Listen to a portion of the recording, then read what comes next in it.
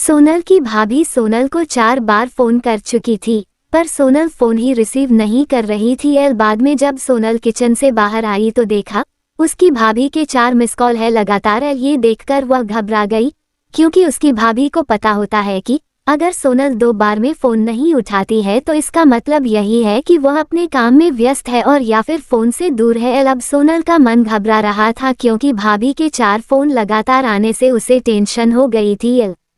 क्योंकि सोनल की मम्मी की तबीयत इन दिनों ठीक नहीं चल रही थी। अभी 2 दिन पहले ही सोनल अपनी मम्मी से मायके में मिलकर आई थी।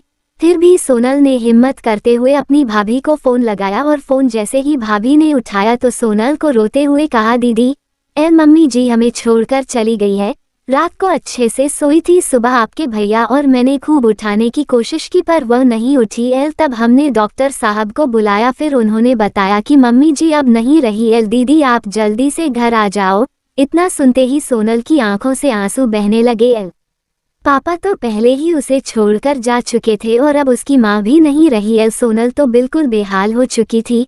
अब सोनल ने रोते रोते यह बात सक्षम उसके पति को बताई, तो सक्षम ने उसे संभाला और उसे जल्दी से कार में बिठाकर मायके ले गया। सोनल जैसे ही अपने घर पहुंची तो अपनी मां के शरीर को देखकर उससे लिपट गई और खूब रोई। आखिर में सक्षम ने उसे किसी तरह समझाया और मां का अंतिम संस्कार किया। सारे विधि विधान होने के बाद भी सोनल की रुलाई रुकी नहीं रही थी। उसे मां की बहुत याद आ रही थी। तब सोनल की मौसी ने उसके आंसू पोंछे और उसे संभाला और कहा, सोनल बेटा ऐसे दुखी मत हो। दीदी नहीं रही तो क्या हुआ, मैं हूं ना तेरी मौसी। मेरा घर भी तेरा मायका है। तेरा जब मन करे तब आ जाना अपनी मौसी के पास। वैसे कहते भी तो है ना मौसी मतलब माँ जैसी। बेटी मैं तेरा दर्द समझ सकती हूँ, क्योंकि तेरे पापा तो पहले ही तुझे छोड़कर जा चुके हैं और आज दीदी भी चली गई। कहते हैं ना कि माँ के जाने के बाद तो लड़कियों का मायका ही छूट जाता है। ये भाभी तो बस दुनिया को दिखाने के लिए नाम का रिश्ता होता है, क्योंकि मायका तो माँ से ही होता है। सोनल भी मन ही मन सोचने लगी कि शायद मौसी ठीक ही तो कह रही है, और वह मौसी से लिपटकर जोर जोर से रोने लगी और कहने लगी, क्या मासी मेरा भी मायका अब नहीं रहा। तभी सोनल की भाभी दूर बैठी दोनों की बातें सुन रही थी। पहले तो भाभी ने सोनल को चुप कराया और फिर उसे दिलासा दिया। फिर भाभी ने मौसी से कहा कि मौसी जी आपने ऐसे कैसे कह दिया कि मायका केवल माँ से ही होता है।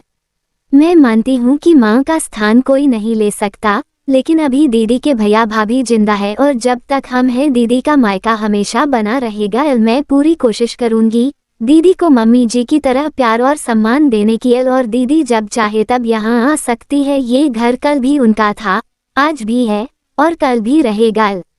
मौसी जी मैं भी एक बेटी हूँ और मेरा भी मायका है, और मैं अच्छे से जानती हूँ कि हम बेटियों के लिए मायका कितना महत्वपूर्ण होता है। मौसी जी आप दीदी को अपने घर जरूर बुलाइए, पर उन्हें अपने भैया भाभी के प्यार से दूर मत करिए।